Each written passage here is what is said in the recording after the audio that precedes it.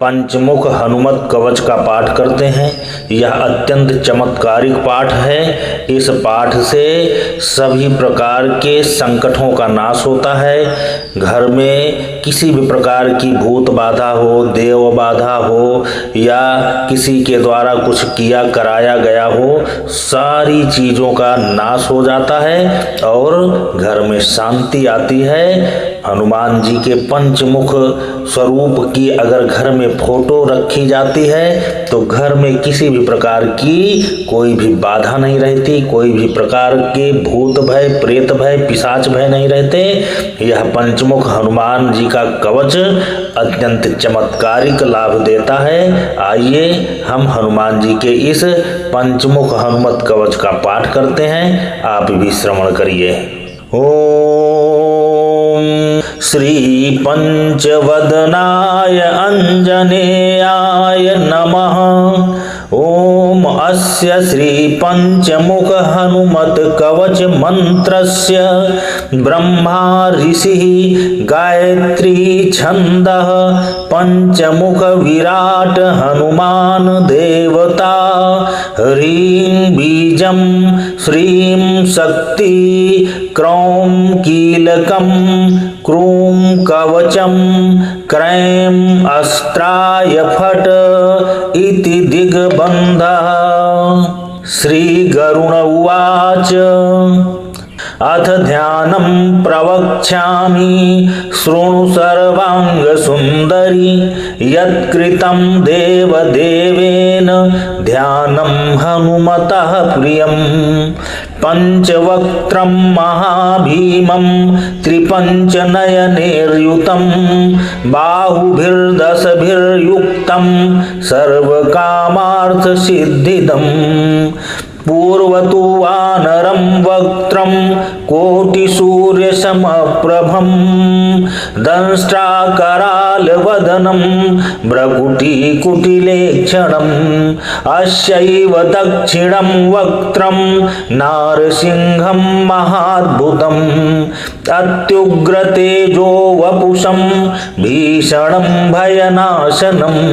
पश्चिमं गारुणं वक्त्रं वक्रतुण्डं महाबलं सर्वनागप्रशमनं विषभूतादिकृन्तनम्। उत्तरं सौकरं वक्त्रं कृष्णं दीप्तं नभोपमं पातालसिंहवेताल ज्वररोगादिकृन्तनम्। ऊर्ध्वहयाननं घोरं दानवान्तकरं परम्। येन वक्त्रेण विप्रेन्द्र तारकाख्यं महासुरं जघान शरणं तस्यात् सर्वशत्रुहरं परं। ध्यात्वा पंचमुखं रुद्रं हनुमन्तं दयानिधं खङ्गत्रिशूलं खड्वाङ्गं पाशमङ्कुशपर्वतं मुष्टिं कौमोदकीं वृक्षं धारयन्तं कमण्डलुं भिन्दिपालं ज्ञानमुद्रां दशभिर्मुनिपुङ्गवम्। एतान्यायुधजालानि धारयन्तं भजाम्यहम्। प्रेतासनोपविष्टं तं सर्वाभरणभूषितं दिव्यमाल्याम्बरधर दिव्यगन्धानुलेपनं सर्वांश्चर्यमयदेव हनुमद्विश्वतोमुखम्। पश्चास्यमच्युतं नैकविचित्रवर्णवक्त्रं शशाङ्कशिखरं कपिराजवयं पीताम्बरादिमुकुटैरूपशोभिताङ्ग पिङ्गाक्षमाद्यमनिशं मनसा स्मरामि। मर्कटेशं महोत्साहं सर्वशत्रुहरं परं शत्रुसंहरमारक्ष श्रीमन्नापदमुद्धर। ओम हरिमर्कट मर्कट मंत्रमिदं परिलिख्यति लिख्यति वामुतले। यदि नश्यति नश्यति शत्रुकुलं यदि मुच्यति मुच्यति वामुलता। ओम हरिमर्कटाय स्वाहा। ओम नमो भगवते पंचवदनाय पूर्वकपिमुखाय सकल शत्रु संहारणाय स्वाहा। ओम नमो भगवते पंचवदनाय दक्षिणमुखाय करालवदनाय नरसिंहाय सकल भूत प्रमथनाय स्वाहा।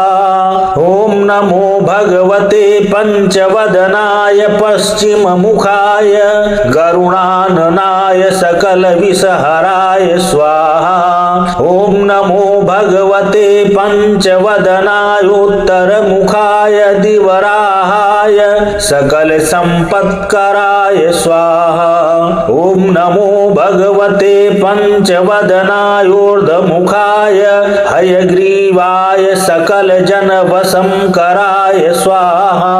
ओम अस्य श्री पंचमुख हनुमन् मंत्रस्य श्रीरामचंद्र ऋषिः अनुष्टुप छन्दः पंचमुख वीर हनुमान देवता।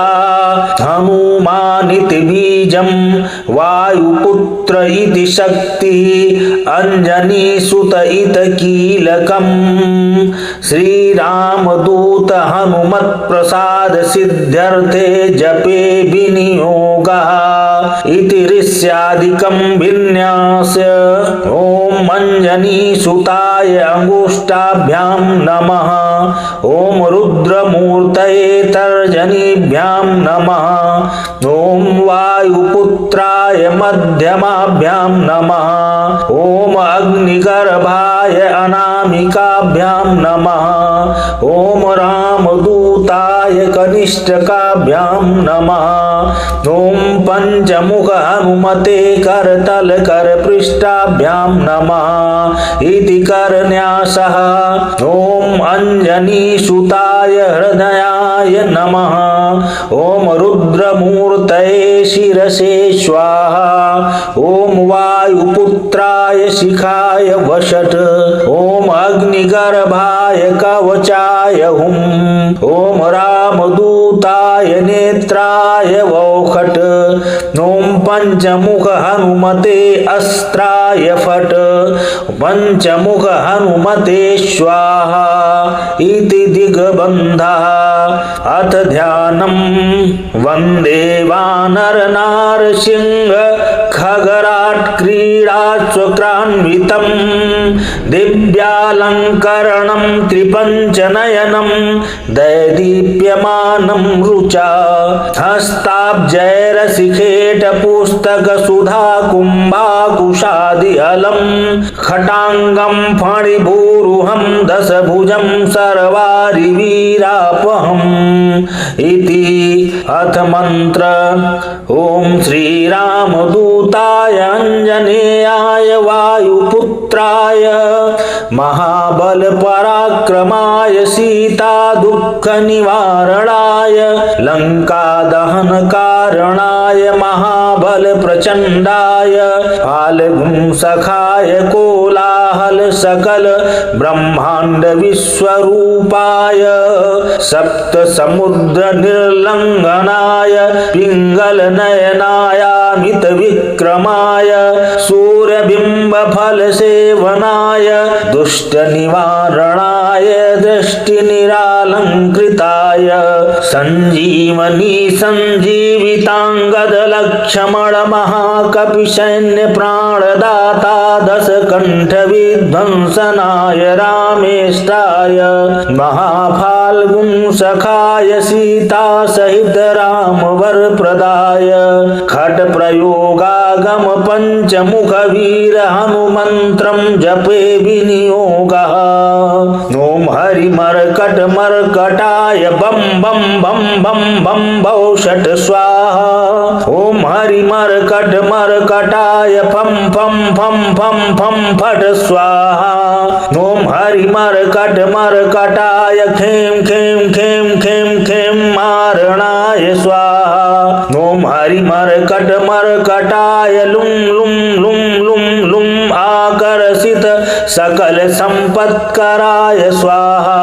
ओम हरिमर्कटमर्कटाय धं धं धं धं धं शत्रुस्तंभनाय स्वाहा। ओम टन टन टन टन टन कूर्ममूर्तये पंचमुख वीर हनुमते परयंत्र परतंत्रोच्चाटनाय स्वाहा।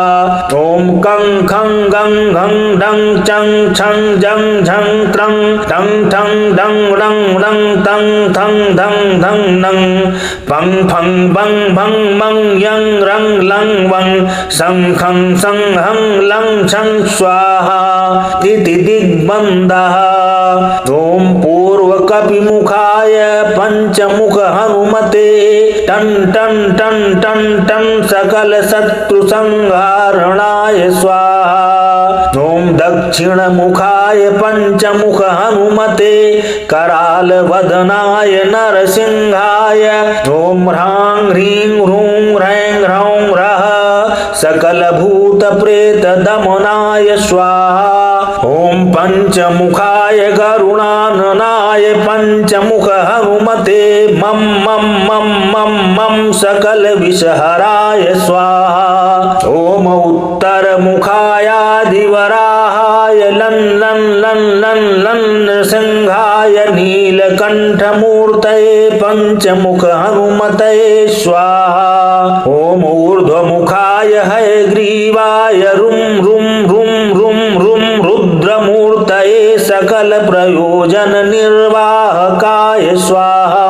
ओम अंजनीसुताय वायुपुत्राय महाबलाय सीताशोक निवारणाय श्रीरामचंद्र कृपा पादुकाय महावीर्य प्रमथनाय ब्रह्मांडनाथाय कामोदाय पंचमुख वीर हनुमते स्वाहा। भूत प्रेत पिशाच ब्रह्म राक्षस साकिनी डाकिन्यंतरिक्षग परयंत्र परतंत्रोच्चाटनाय स्वाहा। सकल प्रयोजन निर्वाहकाय पंचमुख वीर हनुमते श्रीरामचंद्र वर प्रसादाय जन जन जन जन जन स्वाहा। इदं कवचं पठित्वा तु महाकवच पठेन्नरः एकवारं जपेति स्तोत्रं सर्वशत्रुनिवारणं द्विवारं तु पठे नित्यं पुत्रपौत्रप्रवर्धनं त्रिवारं च पठे नित्यं सर्वसम्पत्करं शुभं चतुर्वारं पठे नित्यं सर्वरोगनिवारणं पंचवारं पठे नित्यं सर्वलोकवशंकरं खट्वारं च पठे नित्यं सर्वदेववशंकरं